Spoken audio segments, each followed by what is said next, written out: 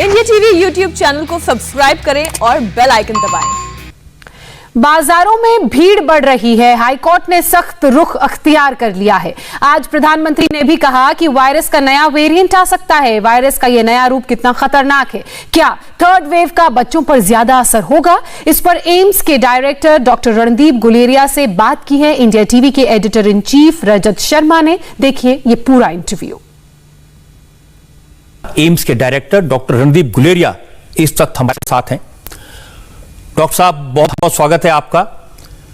नमस्कार जी नमस्कार। डॉक्टर साहब पहले भी ये बात हुई थी कि लोगों की बड़ी चिंता है कि ये थर्ड वेव आएगी तो हमारे बच्चों पर बहुत खतरा पैदा हो जाएगा। तो आज मैंने देखा ये एम्स का और WHO का जो सीरो सर्वे आया है, तो अगर हमारे दर्शकों को आप साधारण भाषा में समझा सकें कि बच्चों को लेकर ये सर्वे क्या कहता है। तो ये जो सीरो सर्वे है ये कुछ क्षेत्र में किया गया है WHO और एम्स की टीम ने, और ये देखने की कोशिश की गई कि अभी बच्चों में कितना इन्फेक्शन है या नहीं हुआ है। क्योंकि अगर हम कह रहे हैं कि थर्ड वेव आएगा तो इसका ये मतलब हुआ कि बच्चों में अभी तक इन्फेक्शन नहीं हुआ है और अब उनको आगे जाके इन्फेक्शन होने की चांसेस ज्यादा है। लेकिन जो सीरो सर्वे किया गया, और ये अर्बन एरिया में भी किया गया, ग्रामीण इलाकों में भी किया गया, इसने ये पाया कि जो पॉजिटिविटी हम एंटीबॉडीज देखते हैं ब्लड में, तो बच्चों में भी उतनी ही मात्रा परसेंटेज में लोग बच्चों में थी जितनी 18 साल से उम्र के ज्यादा लोगों में थी। यानी कि बच्चों में भी इन्फेक्शन हो चुका है। 50 से 60% बच्चे ऐसे हैं जो सीरो सर्वे में पॉजिटिव आए, यानी कि उनको इन्फेक्शन हो चुका है और वो प्रोटेक्टेड है। अब फिर से उनको इन्फेक्शन होने के चांसेस कम हैं। इस डेटा का मतलब क्या हुआ? इस डेटा का मतलब ये हुआ कि हमारे बच्चों में भी इन्फेक्शन जैसे जैसे अडल्ट्स में हुआ है, बच्चों में भी इन्फेक्शन हुआ है, लेकिन माइल्ड इन्फेक्शन हुआ। कई दफा वो पकड़ा नहीं गया, कई दफा उनका टेस्ट नहीं हुआ और वो ठीक हो गए। इसलिए दो इसमें कंक्लूजन निकलते हैं। पहला कंक्लूजन तो ये है कि बच्चों में कोविड अभी तक भी माइल्ड इन्फेक्शन कर रहा है, चाहे हम ग्रामीण इलाके की बात करें या शहरों की बात करें। और इसलिए कई बच्चे ऐसे जिनमें एंटीबॉडीज बन गई हैं लेकिन उनको पता भी नहीं चला, या उनको बहुत जुकाम नजला बुखार हुआ और वो अपने आप ठीक हो गया। दूसरा जो इससे पता चलता है वो ये है कि अगर बच्चों में इतनी मात्रा में इन्फेक्शन ऑलरेडी हो चुका है तो उनको प्रोटेक्शन मिल चुकी है, और अगली वेव में ऐसा नहीं है कि वो ससेप्टेबल है, उनको इन्फेक्शन के चांसेस ज्यादा हैं। और इसलिए हम ये कह सकते हैं कि ये लगता नहीं है कि अगली वेव में बच्चों को कोई ज्यादा खतरा है। तो जो पेरेंट्स हैं डॉक्टर साहब, माता पिता हैं जिनको बच्चों की बहुत चिंता है, लोग सोचते हैं हमें वायरस हो जाए, हमें की तकलीफ हो जाए, अपने आप को संभाल लेंगे, लेकिन बच्चों को संभालना मुश्किल होगा। तो आप कह रहे हैं कि उन्हें किसी तरह के डर की चिंता की जरूरत नहीं है। बिल्कुल, मैं ये कह रहा हूं कि सीरो सर्वे यही कह रहा है कि बच्चों में ये डरने की जरूरत नहीं कि बच्चों में अब ज्यादा केसेस होंगे। और दूसरी चीज ये है कि बच्चों में ज्यादा सीवियर केसेस होंगे, क्योंकि सीरो सर्वे में दोनों चीजें देखी गई। एक तो बच्चों में इन्फेक्शन हो चुका है काफी हद तक, ऐसा नहीं है कि वो अभी तक बचे हुए हैं और उनमें अब ज्यादा इन्फेक्शन होगा। दूसरा, बच्चों में जो भी इन्फेक्शन हुआ है अभी तक वो माइल्ड ही हुआ है और आगे जाके भी वो इन्फेक्शन माइल्ड ही रहेगा। सीवियर इन्फेक्शन या हॉस्पिटलाइजेशन की या डेथ की हम बात करें तो बच्चों में वो ज्यादा नहीं पाया गया। डॉक्टर साहब ये भी समझा जी, सीरो सर्वे से कैसे पता चलता है कि आने वाले वक्त में इन्फेक्शन बच्चों को नहीं होगा? तो जब हम सीरो सर्वे करते हैं तो हम उन लोगों को चुनते हैं जिनको ये कोविड नहीं हुआ है, उनको पता नहीं उनको कोविड हुआ है, लेकिन उनका टेस्ट नहीं हुआ है और उनका कभी कोविड पॉजिटिव नहीं हुए। उनका हम खून लेते हैं और उसमें देखते हैं कि एंटीबॉडीज बनी है या नहीं। अगर उसमें एंटीबॉडीज बन गई हैं तो उसका मतलब कि उनको इन्फेक्शन कभी ना कभी हुआ था लेकिन उनको पता नहीं चला। तो अगर हम ये देखें कि कितने उस मात्रा में उस इलाके में या उस जगह में कितने लोगों में एंटीबॉडीज बनी हैं, तो हम ये कह सकते हैं कि इस इलाके में इतने लोगों को प्रोटेक्शन मिल चुका है और इनको इन्फेक्शन अब फिर से होने के चांसेस कम है। तो सीरो सर्वे ने ये पाया कि कई जगह जहां पे ज्यादा भीड़ है, अर्बन इलाकों में जहां पे हम देखते हैं कि लोग इकट्ठे काफी हद तक रह रहे हैं, वहां पे 50 से 60, यहां तक कि कई जगह पे 80% से ज्यादा लोगों में एंटीबॉडीज बन चुकी थी। इसका मतलब अभी उस एरिया में तो 80% से ज्यादा लोगों को इन्फेक्शन हो चुका है, चाहे माइल्ड हुआ हो, उनको पता नहीं चला हुआ हो, और वो अब प्रोटेक्टेड है और इसलिए आगे के लिए उनको इन्फेक्शन होने के चांसेस कम है।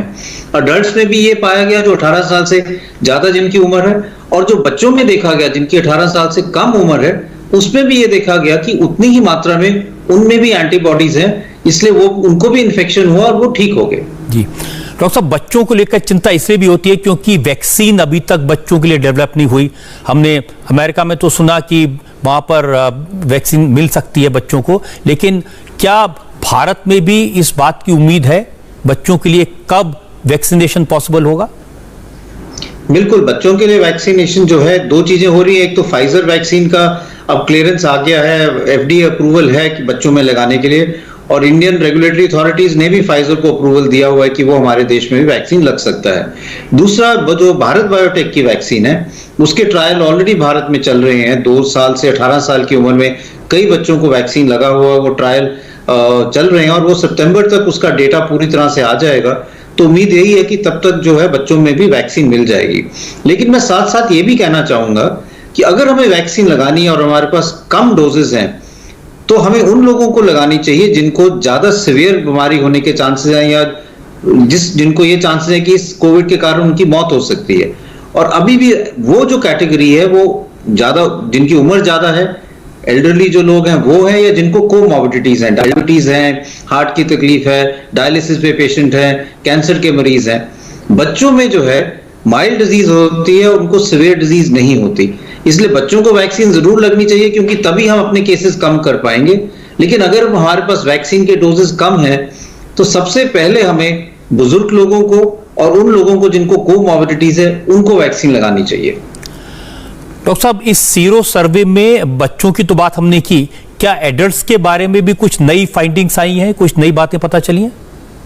तो इस सीरो सर्वे में, ऑल्दो इसका सैंपल साइज छोटा है और कुछ एरियाज में हुआ है, और अब ICMR एक बड़े पैमाने पे भी सीरो सर्वे कर रहा है, पर इस सीरो सर्वे से यह पता चला है कि जो सेकेंड वेव हुआ है उससे काफी हद तक ग्रामीण इलाकों में भी और शहरों में भी लोगों को इन्फेक्शन हो चुका है। और इसलिए ये चांसेस हैं कि अगली दफा अगला जो वेव आएगा उसमें शायद इतने ज्यादा केसेस नहीं होंगे जो हमने पिछले वेव में देखा था। लेकिन अगर हमने अगले वेव को रोकना है या उसको कम करना है, तो कोविड अप्रोप्रिएट बिहेवियर जो है वो बहुत जरूरी है, क्योंकि वायरस चाहे कोई भी नया वेरिएंट हो, डेल्टा हो, डेल्टा प्लस हो, अगर हम मास्क लगाएंगे, 2 गज की दूरी रखेंगे, हाथ धोएंगे, तो वो एक व्यक्ति से दूसरे व्यक्ति में वो वायरस नहीं फैल सकता और हम उसको आगे बढ़ने से रोक पाएंगे।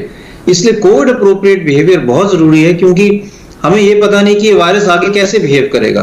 पर कोई भी नया वायरस आए, कोई भी नया वेरिएंट आए, कोविड अप्रोप्रिएट बिहेवियर उसको आगे नहीं फैलने देगा। जी, कोविड अप्रोप्रिएट बिहेवियर से आपका मतलब है लोग मास्क लगाएं और 2 गज की दूरी रखें, साथ में भीड़ ना इकट्ठी होने दें, ऐसे एक्टिविटीज ना करें, फंक्शंस ना करें जहां पे सब लोग इकट्ठे हो जाते हैं, मास्क नहीं लगाते हैं, स्पेशली इंडोर एक्टिविटीज है, और अपने हाथ रेगुलरली धोते रहें। अभी आपने जिक्र किया था डेल्टा प्लस का, तो इसको लेकर के बहुत खबरें चल रही हैं कि डेल्टा प्लस बहुत खतरनाक वेरिएंट है और ये म्यूटेशन ज्यादा खतरा पैदा कर सकता है, तो इसके बारे में कुछ बता सकते हैं? तो डेल्टा प्लस के कुछ केसेस रिपोर्ट हुए हैं, भारत में भी रिपोर्ट हुए हैं, बाहर वाले देशों में भी रिपोर्ट हुए हैं, लेकिन अभी तक जो डेटा आया है उसमें इतने ज्यादा केसेस डेल्टा प्लस के नहीं हैं। और अभी ये एक वेरिएंट ऑफ इंटरेस्ट है, लेकिन इसका ये मतलब हुआ कि अब अभी इसकी स्टडी हो रही है कि इसका आगे क्या हो सकता है। या तो ये हो सकता है कि ये सिर्फ एक नया वेरिएंट है जिससे कुछ भी नहीं होगा, मतलब इंटरेस्ट में ही रहेगा, वेरिएंट ऑफ इंटरेस्ट ही रहेगा, रिसर्च पॉइंट ऑफ व्यू से ठीक रहेगा, या एक वेरिएंट ऑफ कंसर्न हो सकता है। जब हम वेरिएंट ऑफ कंसर्न की बात करते हैं, तब हम ये देखना चाहते हैं कि जो नया वेरिएंट आया है, जो डेल्टा प्लस है, क्या ये ज्यादा इन्फेक्शन कर रहा है, जैसे हमने डेल्टा वेरिएंट में देखा था, अल्फा वेरिएंट में, कि पिछले वाले वेरिएंट से के मुकाबले में उसने एकदम बहुत ज्यादा लोगों को इन्फेक्ट किया और इसलिए हमारे सेकेंड वेव इतना शार्प रहा। दूसरी चीज हम देखते हैं कि ये जो वेरिएंट है ये ज्यादा विरुलेंट तो नहीं है, उसका ये मतलब कि ज्यादा सीवियर डिजीज तो नहीं कर रहा, ज्यादा लोग हॉस्पिटल में तो नहीं आ रहे, ज्यादा डेथ्स तो नहीं हो रही। और तीसरी चीज ये है कि इस वेरिएंट ने ऐसा कोई इम्यून एस्केप मैकेनिज्म तो नहीं बना लिया है जिससे रीइंफेक्शन के चांसेस बढ़ जाते हैं या वैक्सीन की एफिकेसी कम हो जाती है और आपको वैक्सीन जो है इतनी कामयाब नहीं हो रही। अभी तक जो लिमिटेड डेटा आया है, क्योंकि अभी नया वेरिएंट है ये, उसमें इसमें ऐसी कोई चीज नहीं आई है जो ये कहे कि ये ज्यादा इन्फेक्शियस है या कि ज्यादा सीवियर इलनेस करता है या ये वैक्सीन की जो एफिकेसी है उसको कम करता है। लेकिन अभी इसको क्लोजली वॉच करने की जरूरत है, क्योंकि आगे कैसे ये इवॉल्व करता है वो अभी कहना मुश्किल है। डर इसलिए क्योंकि डॉक्टर साहब, लोगों को समझ नहीं आया कि जो सेकंड वेव इतनी तेजी से आया और 4-4 लाख लोग एक एक दिन में इन्फेक्ट होने लगे और फिर उतनी तेजी से ये चला भी गया। बिल्कुल, तो हमने ये देखा है कि ये जो वेरिएंट जो इस दफा केसेस आए वो एकदम बढ़े और एकदम शार्प डिक्लाइन हुआ। उसका कारण बेसिकली 2 कारण थे। एक कारण तो ये था कि बहुत ज्यादा हमारे यहाँ ढील हो गई, कोविड अप्रोप्रिएट बिहेवियर बिल्कुल बंद हो गया, बहुत फंक्शंस होने लगे, कई एक्टिविटीज ऐसी हुई जहां भीड़ इकट्ठी हुई। साथ साथ एक नया वेरिएंट भी हमारे देश में आया। शुरू में अल्फा वेरिएंट था, फिर डेल्टा वेरिएंट इवॉल्व हुआ। दोनों वेरिएंट्स जो थे वो बहुत जल्दी फैलते थे और उन्होंने बहुत जल्दी स्प्रेड करना शुरू किया और एकदम शार्प राइज हुआ। फिर जैसे जैसे लॉकडाउन हुआ, जैसे जैसे लोगों को इन्फेक्शन हुआ, इस वेरिएंट का जो फैलना था वो एकदम रुका और केसेस एकदम कम हुए। तो इसीलिए ये जो फिनोमेना है ये वेल नोन है कि अगर आपका ऐसा वेरिएंट हो तो जितना शार्प कर्व राइज करेगा उतना शार्प ही वो कर्व नीचे आएगा। लेकिन आगे के लिए हमें ध्यान रखने की जरूरत है कि जैसे जैसे वेरिएंट्स आएंगे तो हमें अपनी तरफ से पूरी तरह से सतर्क रहना है। हम इस बात को कैसे डॉक्टर साहब इंश्योर करें कि आप इसके बाद ऐसी स्थिति ना हो जिसमें हमारे पास में लोग की मौत होने लगे, हॉस्पिटल में जगह न मिले, आईसीयू में बेड्स ना मिले, ऑक्सीजन की कमी हो जाए, कैसे इंश्योर करेंगे ये? तो इसमें हमें 2-3 चीजें करनी है। पहली चीज तो ये है कि अपना इंफ्रास्ट्रक्चर जो भी अब हमारी सिचुएशन बेहतर है पहले से, हम अपना इंफ्रास्ट्रक्चर पूरी तरह से तैयार करें जिससे ऑक्सीजन का सप्लाई ठीक रहे, बेड्स अगर ज्यादा जरूरत है तो बेड्स की अरेंजमेंट करें। दूसरी चीज जो करने की जरूरत है कि हम सर्वेलेंस बहुत एग्रेसिवली करें, क्योंकि जब भी हम देखें कि केसेस एक ही क्षेत्र में बढ़ रहे हैं, एक शहर में बढ़ रहे हैं, हॉस्पिटल की एडमिशंस बढ़ रही हैं, तो हम एकदम वहां पे लॉकडाउन ले आए, कंटेनमेंट शुरू करें जिससे वो आगे ना बढ़ पाए। क्योंकि अगर हम पिछले वेव में देखें और पूरे देश का आंकड़े देखें या हर एक क्षेत्र के आंकड़े देखें तो केसेस तभी कम हुए जब हमारा लॉकडाउन बहुत इफेक्टिव रहा। तो हमें 2 चीजें करनी है कि लॉकडाउन पूरी तरह से लाना है, सर्वेलेंस देख के कि आपकी पॉजिटिविटी रेट मान लो 5% से ज्यादा हो रही है, 60% से ज्यादा आपके बिस्तर जो कोविड वाले हैं वो भर गए हैं, अब आपके पास बेड्स की कमी होने वाली है, आपको उस क्षेत्र में एकदम लॉकडाउन लाने की जरूरत है, क्योंकि नहीं तो आपका हेल्थ केयर सिस्टम उसको मैनेज नहीं कर पाएगा। साथ साथ आपको कोविड अप्रोप्रिएट बिहेवियर बहुत एग्रेसिवली करना पड़ेगा और वैक्सीन जितना जल्दी हम ज्यादा से ज्यादा लोगों को लगा पाए उससे भी केसेस जो है वो कम होंगे। वैक्सीन को लेकर डॉक्टर साहब लोगों के मन में डर है। हमारे जो रिपोर्टर्स गांव में जाते हैं, कस्बों में जाते हैं, छोटी छोटी जगह जाते हैं तो लोग डरते हैं वैक्सीन के नाम से ही, और गांव के लोग वो अपनी साधारण भाषा में कहते हैं कि नहीं हम नहीं लगवाएंगे। रिपोर्टर पूछते हैं क्यों नहीं लगवाएंगे, कहते हैं मौत हो जाएगी। तो ये एक वैक्सीन के जो है वैक्सीन को आगे पुश करने के लिए एक और चीज का हमें सॉर्ट ऑफ सामना करना पड़ेगा, वो ये है इन्फोडेमिक। क्योंकि बहुत ज्यादा सोशल मीडिया या वैसे में गलत इंफॉर्मेशन चल रही है। जैसे आपने कहा कि कई लोग कहते हैं कि टीका लगाने से हमें कोविड हो जाएगा, कुछ लोग ये कहते हैं कि टीका लगाने के बाद इम्पोर्टेंट हो जाएंगे, हमारी मानसिक शक्ति चली जाएगी, और इस तरह के कई और जो डर हैं वो मीडिया में, सोशल मीडिया में आते हैं तो लोग एकदम डर जाते हैं। बहुत जरूरी है कि वो समझें कि अब करोड़ों क्या 1 बिलियन से ज्यादा लोगों को वैक्सीन लग चुका है दुनिया में, और अगर हम उस आंकड़े देखें तो ऐसा कोई साइड इफेक्ट नहीं आया कहीं पर भी जिससे हमें घबराएं कि डेथ्स ज्यादा हो रही हैं, कि वैक्सीन के बाद लोगों की मौत ज्यादा हो रही है, वैक्सीन के बाद किसी को ऐसे कोई साइड इफेक्ट हो रहा है जो जिससे कोई सीरियस उसको लॉन्ग टर्म प्रॉब्लम हो। तो अगर हम देखें वैक्सीन के साथ कुछ साइड इफेक्ट्स हैं, हर एक टीके के साथ साइड इफेक्ट्स होते हैं। बच्चों में हर साल हम इम्यूनाइजेशन करते हैं, हर गांव में भी बच्चों को टीके लगते हैं, कुछ साइड इफेक्ट उसके भी होते हैं, उतने ही साइड इफेक्ट वैक्सीन के भी हैं, लेकिन जो उसका फायदा है वो बहुत ज्यादा है। और साइड इफेक्ट्स वैक्सीन के क्या हैं? कभी कभी आपको थोड़ा एलर्जिक रिएक्शन हो सकती है, कुछ दिन के लिए बुखार हो सकता है, शरीर में दर्दें हो सकती है, जहां टीका लगा है वहां पे 1-2 दिन के लिए दर्द हो सकती है, उसके बाद आप बिल्कुल ठीक हो जाएंगे। लेकिन अगर आप वैक्सीन लगाओगे तो उससे आप कुछ सीवियर कोविड से बच जाओगे और आपकी जान बच सकती है। लोगों को यह समझना चाहिए कि टीका लगाने से अगर उनको बाद में कोविड हुआ तो माइल्ड कोविड होगा, सीवियर कोविड नहीं होगा, और उससे उनकी जान बच सकती है। वो हॉस्पिटल में नहीं पहुंचेंगे, आईसीयू में नहीं पहुंचेंगे, और ग्रामीण क्षेत्र में जहां पे हेल्थ केयर फैसिलिटीज इतनी बेहतर नहीं है, वहां पे टीका लगाना और भी जरूरी है, क्योंकि अगर वो ज्यादा बीमार हुए तो हेल्थ केयर फैसिलिटी उनको इतनी मिल नहीं पाएगी।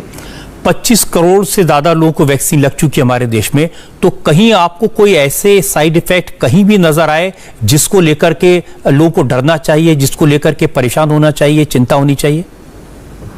बिल्कुल भी नहीं। और मैं तो ये कहूंगा कि सरकार की तरफ से एक पूरी ग्रुप है जो AEFI, जो कहते हैं एडवर्स इफेक्ट्स फॉलोइंग इम्यूनाइजेशन, सारे जो वैक्सीन के रिएक्शन होते हैं, चाहे वो माइनर हो चाहे वो सीवियर हो, उनको बहुत क्लोजली मॉनिटर करते हैं। हर एक सीवियर रिएक्शन की पूरी ऑडिट होती है कि ये क्यों हुआ, इसका वैक्सीन से कोई लेना देना तो नहीं था। और मैं ये कहूंगा कि बिल्कुल ही सेफ है वैक्सीन। गवर्नमेंट के जो आंकड़े आए हैं कि साइड इफेक्ट जो है वो 0.0002% है, बहुत कम साइड इफेक्ट्स हैं।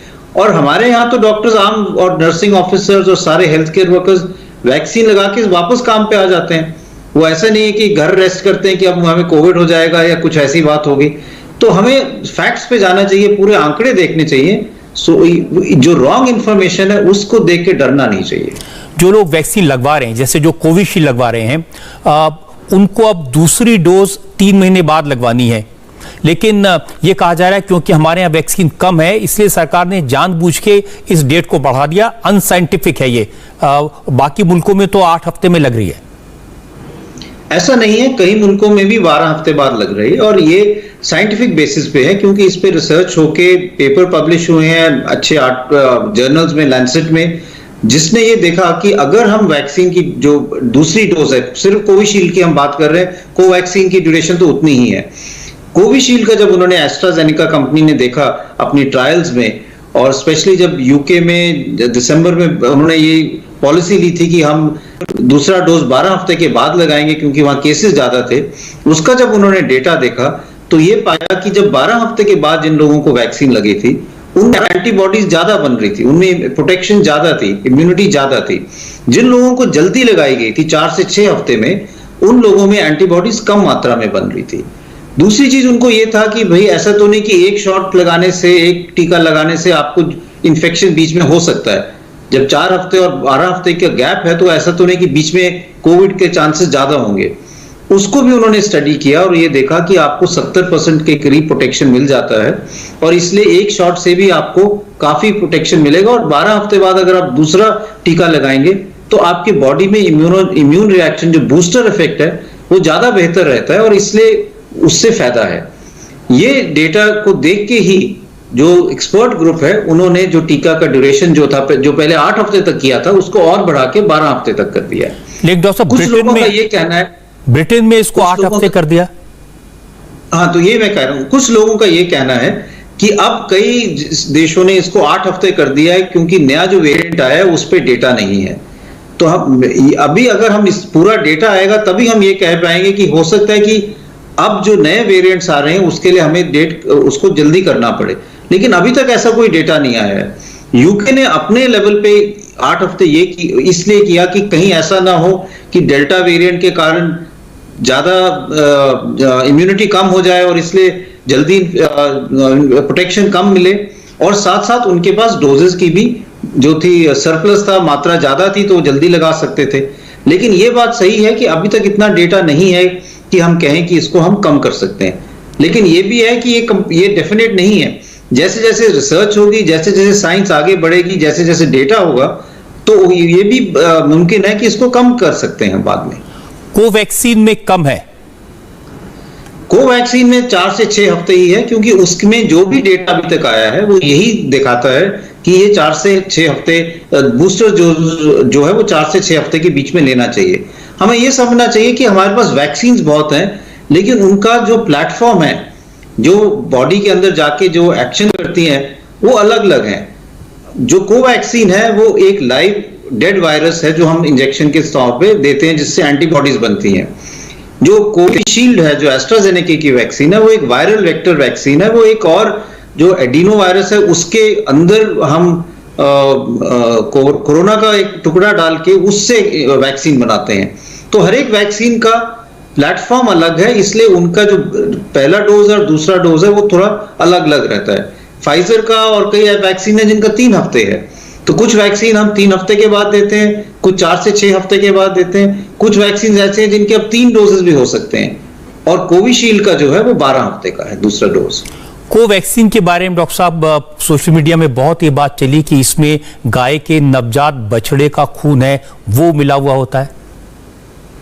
नहीं, इसमें कोई डेटा नहीं है। कोवैक्सीन तो लैब में बनती है, सिंथेटिक वैक्सीन है, और ये भी एक गलत वही न्यूज है। जैसे हम अभी कह रहे हैं कि कई कई चीजें सोशल मीडिया में ऐसी चलती हैं जिससे वैक्सीन को जो हम पुश कर रहे हैं उनको रोकने की कोशिश की जाती है। मैं तो यही कहूंगा कि लोगों को अपने सब लोगों को ये रिस्पॉन्सिबिलिटी समझनी चाहिए कि वैक्सीन एक ही मात्र है जिससे हम इस पैंडेमिक से बाहर आ पाएंगे, और अगर हमने इस पैंडेमिक से बाहर आना है तो सब लोगों को आगे आके ऐसी गलत इंफॉर्मेशन नहीं देनी चाहिए जिससे हम लोगों में एक पॉजिटिव फीलिंग ला पाए कि सब लोग आगे आके वैक्सीन लगाएं।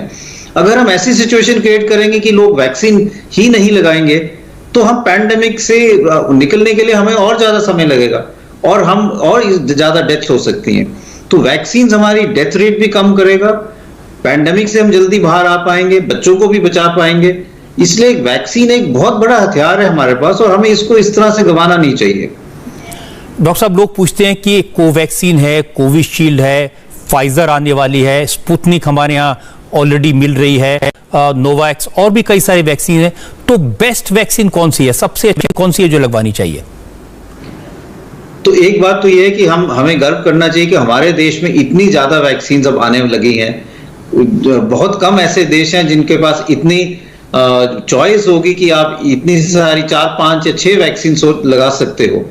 लेकिन अभी तक जो भी डेटा है वो हेड टू हेड कंपैरिजन नहीं है। ऐसे कोई स्टडी नहीं है जिसने कोवैक्सीन, कोविशील्ड, फाइजर या मॉडर्ना को इकट्ठे इवैल्यूएट किया हो, और इसीलिए जो भी स्टडीज हुई हैं उन्होंने अपना ही एक स्टडी डिजाइन बना के किया गया है।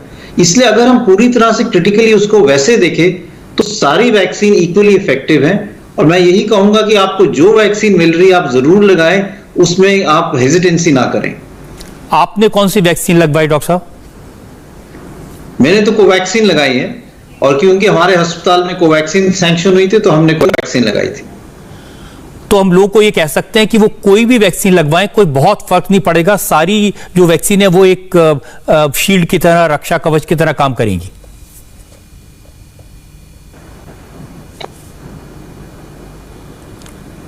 आपका सवाल नहीं सुनाई दिया मुझे। हाँ डॉक्टर साहब, मैं कह रहा था कि हम लोग को कह सकते हैं कि चाहे कोविशील्ड लगाएं या फाइजर लगाएं या कोवैक्सीन लगाएं या स्पुतनिक लगाएं, तो कोई फर्क नहीं पड़ेगा इससे। बिल्कुल नहीं फर्क पड़ेगा, और मैं यही कह रहा हूं कि आपको जो भी वैक्सीन आपको मिल रही हो आप बेहिचक उसको लगाएं, कि शंका ना करें, क्योंकि वैक्सीन ही एकमात्र है जिससे वो आप बच पाओगे, और इसलिए जरूर उसको लगाएं। डॉक्टर साहब, बहुत बहुत शुक्रिया, आपने समय दिया और जितने भी शंकाएं थी, लोग के मन में सवाल थे, उनको दूर करने में मदद की। बहुत धन्यवाद आपका। नमस्कार जी, थैंक यू।